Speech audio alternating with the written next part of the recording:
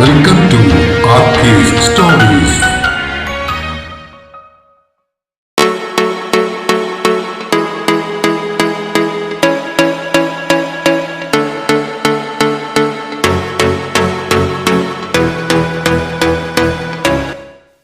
പ്രിയ പ്രണയിനി ഭാഗം 12.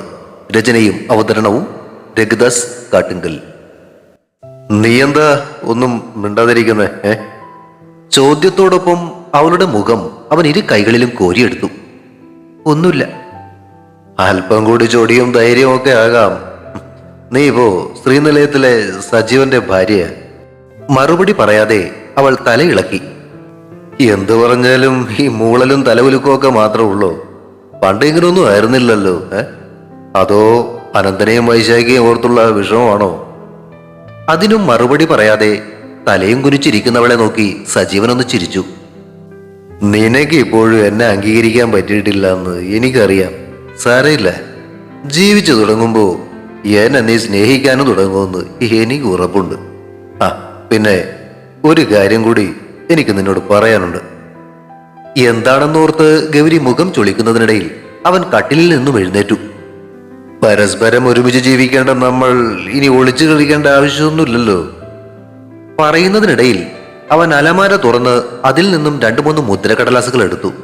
എന്തൊക്കെയോ അതിൽ എഴുതി പിടിപ്പിച്ചിട്ടുണ്ടായിരുന്നു. എന്നെ വിവാഹം കഴിച്ചതിന് പകരമായിട്ട് അനന്തന്റെയും വൈശാഖിയുടെയും ജീവിതത്തിൽ ഒരു പ്രശ്നങ്ങളും ഉണ്ടാകാതെ ഞാൻ നോക്കിക്കൊള്ളാമെന്ന് വാക്ക് പറഞ്ഞതാണ്. അതുകൂടാതെ ഒരു കാര്യം കൂടി നീ എനിക്ക് ചെയ്തു തരണം. അവൻ പറഞ്ഞു വരുന്നത് എന്താണെന്ന് മനസ്സിലാകാതെ അവൾ മിഴിച്ചിരുന്നു. ആ കാവ് അതെന്റെ ഒരു സ്വപ്നമാ. നീ അത് എന്റെ പേർക്ക് എഴുതി തരണം. അതിനുള്ള പേപ്പറുകളാണിത്.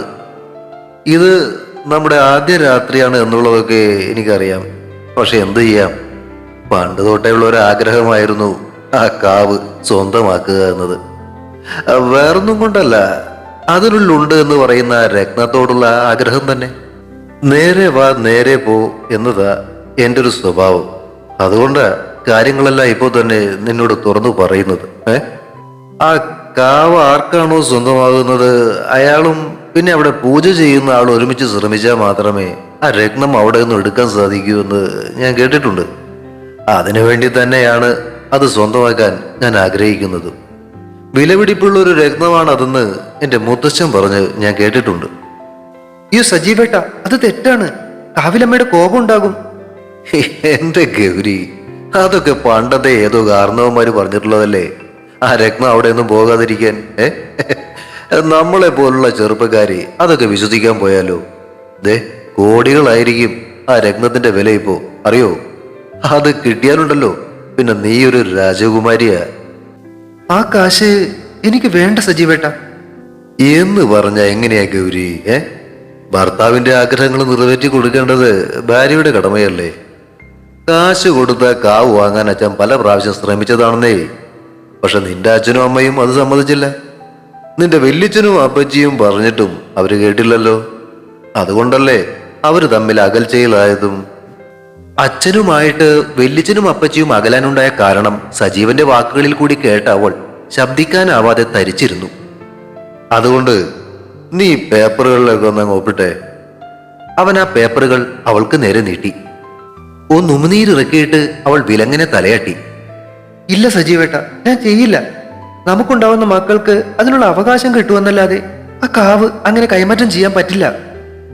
എടേ, മക്കളുണ്ടായി അവര് വളർന്ന് വലുതാകുന്നത് വരെ കാത്തിരിക്കാനുള്ള ക്ഷമയൊന്നും എനിക്കില്ല. നീ ഇതിൽ ഒപ്പിടുക ഗൗരി. ഇല്ലെങ്കിൽ അനന്തന്റെയും വൈശാഖിയുടെയും കാര്യം എനിക്ക് പറയേണ്ടി വരും. ആ ഒരു ഭീഷണിക്ക് മുന്നിൽ അകപ്പെട്ടതുപോലെ അവൾ ദൈന്യതയോടെ അവനെ നോക്കി. പിടിക്ക്, എന്നിട്ട് വേഗം ഒപ്പിട്. സമയം കളയാനില്ല. ഇന്നേ നമ്മുടെ ആദ്യ രാത്രിയാ. അവന്റെ ശബ്ദം കനത്തപ്പോ അറിയാതെ അവൾ കൈ നീട്ടിപ്പോയി. അവൻ നൽകിയ പേന വാങ്ങി അവൾ ഒരു നിമിഷം ആലോചിച്ചിരുന്നു. ഗൗരി, അനന്തന്റെയും വൈശാഖിയുടെയും ജീവിതത്തിന് ആപത്തൊന്നും ഉണ്ടാകരുതെന്ന് നീ ഇപ്പോഴും ആഗ്രഹിക്കുന്നില്ലേ? ആ ഒരു ചോദ്യം കൂടി കേട്ടതോടെ മറ്റൊന്നും ആലോചിക്കാതെ അവൻ ചൂണ്ടിക്കാണിച്ചിടത്തൊക്കെ അവൾ ഒപ്പിട്ടു കൊടുത്തു. അതോടെ സജീവന്റെ മുഖം തെളിഞ്ഞു. അവൻ ആ പേപ്പറുകൾ വാങ്ങി അലമാരിയിൽ വെച്ച് ഭദ്രമായി പൂട്ടിയിട്ട് അതിൽ നിന്നും വിസ്കിയുടെ ഒരു കുപ്പിയെടുത്ത് വായിലേക്ക് അല്പം കമഴ്ത്തിയ ശേഷം അതുമായി അവൾ കരികിലേക്കിരുന്നു. Thank you Gauri. എന്റെ ഏറ്റവും വലിയ 2 ആഗ്രഹങ്ങളാണ് നീ സാധിച്ചത്. ഒന്ന് നിന്നെ വിവാഹം കഴിക്കുക എന്നത്, മറ്റൊന്ന് ആ കാവ് സ്വന്തമാക്കുക എന്നത്. ഇനി ഒന്നുകൂടിയുണ്ട്. അവനൊരു കള്ളച്ചിരിയോടെ അവളെ നോക്കി. ഒരു ഞെട്ടലിൽ അവളുടെ ശരീരം വിറച്ചു. ഏയ്, പേടിക്കൊന്നും വേണ്ട. നിന്റെ സൗന്ദര്യം എത്ര നാൾ ഞാൻ കൊതിയോടെ നോക്കി നിന്നിട്ടുണ്ടെന്നറിയാവോ? ഇന്നിതാ ആ സൗന്ദര്യമാണ് എന്റെ മുന്നിൽ ഇരിക്കുന്നേ. സത്യം പറഞ്ഞാലുണ്ടല്ലോ, നിന്നെ അങ്ങനെ തന്നെ അങ്ങ് പിടിച്ചു വിഴുങ്ങാനാ എനിക്ക് തോന്നുന്നേ. അവന്റെ ആർത്തി പൂണ്ട മുഖം കണ്ട് ഭയത്തോടെ അവൾ അല്പം നീങ്ങിയിരിക്കാൻ ശ്രമിച്ചു. ഇതെവിടേക്കാ പോകുന്നേ? അവൻ ആ വിസ്കി കുപ്പി ഉയർത്തിക്കാട്ടി. നീ വിസ്കി കഴിക്കോ? ഓർണ, വെള്ളം പോലും ചേർക്കണ്ട. ഇല്ല. സ്വല്പം കഴിച്ചു നോക്കൂ, നല്ല മൂടുണ്ടാകും. അവൻ തോളുകൊണ്ട് അവളെ ഒന്ന് ഉന്തി. വേണ്ട.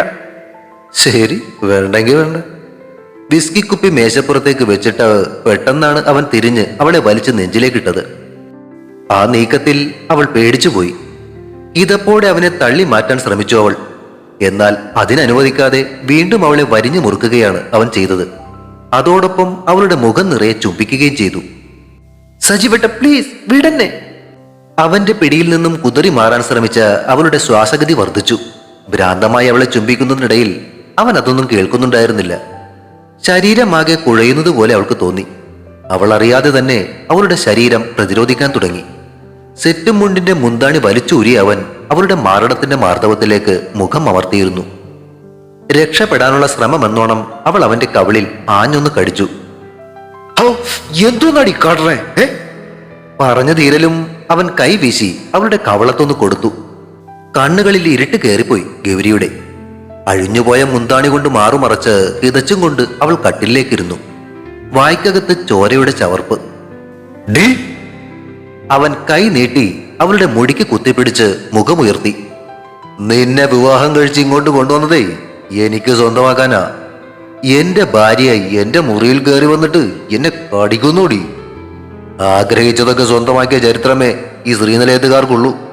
ആ ആഗ്രഹത്തിനെതിരെ നിന്നത് കൊണ്ടാ നിന്റെ അച്ഛനും അമ്മയ്ക്കും ചാകേണ്ടി വന്നത്, അറിയോ? താനെന്താ പറഞ്ഞത്? ചാടി എഴുന്നേറ്റ് അവളുടെ മട്ടും ഭാവവും മാറിയത് കണ്ട് അവനൊന്ന് പകച്ചു.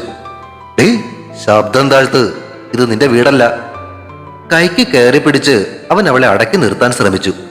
അവനെ കുടഞ്ഞു തെറിപ്പിച്ച അവൾക്ക് ആ സമയം വല്ലാത്തൊരു ബലമായിരുന്നു. മുന്നോട്ട് കുതിച്ച അവൾ അവന്റെ ഷർട്ടിന് കുത്തിപ്പിടിച്ചു. സത്യം പറയ്, നിങ്ങൾ എന്ത് ചെയ്തിട്ടാ എന്റെ അച്ഛനും അമ്മയും മരിച്ചത്? അലറും പോലെയാണ് അവൾ ചോദിച്ചത്. കൈവിടടി. ശക്തിയെടുത്ത് അവൻ അവളുടെ കൈ ഷർട്ടിൽ നിന്നും വിടുവിച്ച് അവളെ പിടിച്ച് കിടക്കയിലേക്ക് തള്ളി വീഴ്ത്തി. സത്യം പറയടാ. കിടക്കയിൽ നിന്നും ചാടി എഴുന്നേൽക്കാൻ ശ്രമിച്ച അവളുടെ ശരീരത്തിലേക്ക് സജീവൻ അമർന്നു. അവന്റെ ഭാരത്തിനടിയിൽ നിന്നും രക്ഷപ്പെടാൻ കുതറുന്നതിനിടയിൽ അവൻ അവളുടെ കാതിൽ മുരണ്ടു. അടങ്ങ് ഗൗരി, ആ കാവെഴുതി തരാൻ സമ്മതിക്കാതിരുന്നത് കൊണ്ടാ നിന്റെ അച്ഛന്റെ ബിസിനസ് ഞങ്ങൾക്ക് തകർക്കേണ്ടി വന്നത്. പക്ഷെ അങ്ങേര് നിന്റെ അമ്മയെയും കൂട്ടിക്കൊണ്ട് ചാകുമെന്ന് കരുതിയില്ല. സോറി. കുതറുന്നത് നിർത്തി ഇതപ്പോടെ അവനെ നോക്കി അവളുടെ കണ്ണുകൾ നിറഞ്ഞൊഴുകാൻ തുടങ്ങി. മുഖം താഴ്ത്തി അവന്റെ ചുണ്ടുകൾ അവളുടെ കണ്ണുനീരിനെ ഒപ്പിയെടുക്കാൻ ശ്രമിച്ചു. സോറി ഗൗരി, അവൻ മന്ത്രിച്ചു. അവന്റെ ചുണ്ടുകൾ വീണ്ടും അവളുടെ മുഖത്ത് ഇഴയാൻ തുടങ്ങിയിരുന്നു. ഞെട്ടിപ്പിടഞ്ഞുകൊണ്ട് ഒരു വിറയലോടെ സർവശക്തിയും ഉപയോഗിച്ച് അവൾ അവനെ തള്ളി മാറ്റാൻ ശ്രമിച്ചു. മാറടാ! അവൾ അലറി. കുതറി മാറാൻ ശ്രമിക്കുന്നവളെ ശരീരം കൊണ്ട് അടക്കി കിടത്താൻ ശ്രമിക്കുകയായിരുന്നു അവൻ. പിടിവലിക്കിടയിൽ രണ്ടാളും കട്ടിലിൽ നിന്നും താഴേക്ക് വീണു. അവളുടെ മേൽവസ്ത്രം ഊരി വലിച്ചെറിഞ്ഞവൻ ബ്ലൗസിൽ വിരലുകൾ കോർത്തു വലിച്ചു. കുടുക്കുകൾ പൊട്ടിയ ബ്ലൗസ് പാതി കീറി അവന്റെ കയ്യിലായി. നിലത്തേക്ക് അവളെ അമർത്തി കിടത്തിയിട്ട് അവൻ അവളുടെ ചുണ്ടുകളെ വിഴുങ്ങി. അതോടൊപ്പം കൈകൾ മാറിടങ്ങളിൽ അമർന്നു. അവനെ കുടഞ്ഞെറിയാൻ ശ്രമിച്ചുകൊണ്ട് കുതിർന്നതിനിടയിൽ കൈനഖങ്ങൾ കൊണ്ട് അവൾ അവന്റെ കഴുത്ത് മാന്തി പൊളിച്ചു. വേദന കൊണ്ട് അവൻ മുഖം വിട്ടിച്ചു മാറ്റിയ നിമിഷത്തിൽ ചാടി എഴുന്നേറ്റ അവൾ മേശപ്പുറത്തിരുന്ന കുപ്പി ഉയർത്തി അവന്റെ തലയിലേക്ക് ആഞ്ഞടിച്ചു. കുപ്പി പൊട്ടിച്ചിതറിയ ശബ്ദത്തോടൊപ്പം അവന്റെ അലർച്ചയും മുറിയിൽ മുഴങ്ങി. മുഖത്തേക്ക് ഒഴുകിപ്പടർന്ന വിസ്കിയോടൊപ്പം ചോരയും ചേർന്ന് തറയെ നനച്ചു. അല്പനേരത്തെ മരവിപ്പിന് ശേഷം അവൾക്ക് നേരെ അലറിക്കൊണ്ട് ചാടിയെഴുന്നേറ്റ് അവന്റെ വയറ്റിലേക്ക് അവൾ തന്റെ കയ്യിലിരുന്ന പൊട്ടിയ കുപ്പിയുടെ അറ്റം കുത്തിയിറക്കി.